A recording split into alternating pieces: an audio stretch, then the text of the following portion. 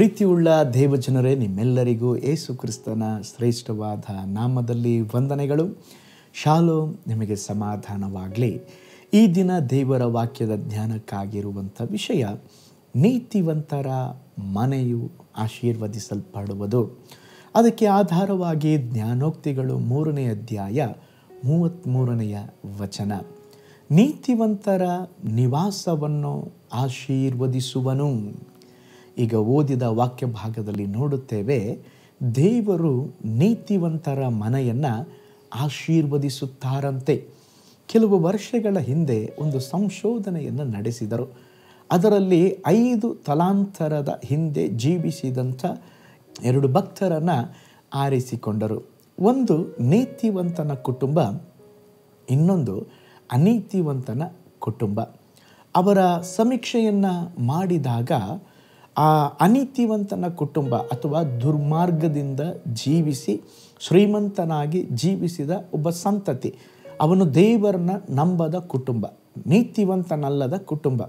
ಅವನ ಕುಟುಂಬದಲ್ಲಿ ನೋಡುವಾಗ 310 ಭಿಕ್ಷುಕರು, 440 ಜನರು ಪಾಪಕ್ಕೆ ಗುಲಾಮರು, 130 ಜನರು ಜೈಲಿಗೆ ಹೋದವರು, 7 ಕೊಲೆಗಾರರು, 100 ಜನ ಕುಡುಕರು, 60 ಜನ ಕಳ್ಳರು, 190 ಜನ ವ್ಯಭಿಚಾರಿಗಳು, 30 ಜನ ವ್ಯಾಪಾರಿಗಳು ಸಮಾಜಕ್ಕೆ ಏನಾದರೂ ಒಳ್ಳೆಯದನ್ನು ಮಾಡಿದಾರೆಂಬುದಾಗಿ ನೋಡಿದಾಗ ಯಾವುದು ಒಳ್ಳೆಯದನ್ನು ಮಾಡಿರಲಿಲ್ಲ. ಯಾರ ಕುಟುಂಬ?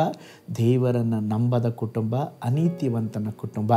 ಅದೇ ವಿಧದಲ್ಲಿ ನೀತಿವಂತನ ಕುಟುಂಬವನ್ನು ಸಮೀಕ್ಷೆ ಮಾಡಿದಾಗ 300 ಜನರು ಒಳ್ಳೆಯ ರಾಜಕೀಯ ವ್ಯಕ್ತಿಗಳು, 100 ಜನರು ಕಾಲೇಜ್ ಪ್ರೊಫೆಸರ್, 100 ಜನರು ಲಾಯರ್, 30 ಜನ ನ್ಯಾಯಾಧಿಪತಿಗಳು, 60 ಜನ ಡಾಕ್ಟರ್, 60 ಜನ ಒಳ್ಳೆಯ ಲೇಖಕರು, 14 ಜನ ಕಾಲೇಜಿನ ಪ್ರಾಂಶುಪಾಲರು, ಇನ್ನು ಸಮಾಜಕ್ಕೆ ಏನಾದರೂ ಒಳ್ಳೆಯದನ್ನು ಮಾಡಿದರೆ ಎಂಬುದಾಗಿ ನೋಡಿದಾಗ ಎಲ್ಲರೂ ಸಮಾಜಕ್ಕೆ ಆಶೀರ್ವಾದವಾಗಿದ್ದರು. ಯಾರ ಕುಟುಂಬ? ನೀತಿವಂತನ ಕುಟುಂಬ. ಅದಕ್ಕೆ ಓದಿದ ವಾಕ್ಯದಲ್ಲಿ ನಾವು ನೋಡ್ತೇವೆ, ದೇವರು ನೀತಿವಂತನ ಕುಟುಂಬವನ್ನು ಆಶೀರ್ವಾದ ಮಾಡ್ತಾರಂತೆ. ನೀತಿವಂತನ ಸಂತತಿಯಲ್ಲಿ ಸರ್ಕಾರದ ದೊಡ್ಡ ದೊಡ್ಡ ಪದವಿಯಲ್ಲಿ ಇದ್ದರು, ವಿಜ್ಞಾನಿಗಳಾಗಿದ್ದರು.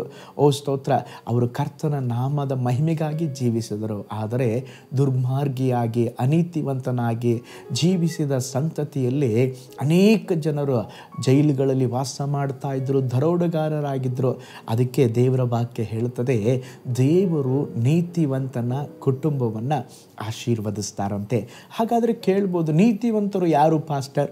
ನೀತಿವಂತರು ಯಾರಂದರೆ, ನಾವು ಚೆನ್ನಾಗಿ ಜೀವಿಸುವವರಲ್ಲ, ಯೇಸುವಿನ ರಕ್ತದಿಂದ ತೊಳೆಯಲ್ಪಟ್ಟವರು, ಪಾಪ ಕ್ಷಮಿಸಲ್ಪಟ್ಟವರು, ಯೇಸುವನ್ನು ನಂಬಿದವರು, ಅವರು ನೀತಿವಂತರಾಗಿರುತ್ತಾರೆ.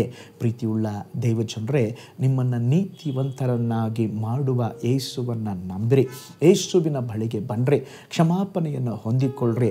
ನಿಮ್ಮ ಕುಟುಂಬ ನೀತಿವಂತರಾಗಿ ಜೀವಿಸುವಾಗ ನೀತಿವಂತರ ನಿವಾಸವನ್ನು ದೇವರು ಬ್ಲೆಸ್ ಮಾಡ್ತಾರೆ. ಇವತ್ತು ನಿಮ್ಮ ಕುಟುಂಬ, ನಿಮ್ಮ ಮಕ್ಕಳು ಆಶೀರ್ವದಿಸಲ್ಪಡಬೇಕಾ?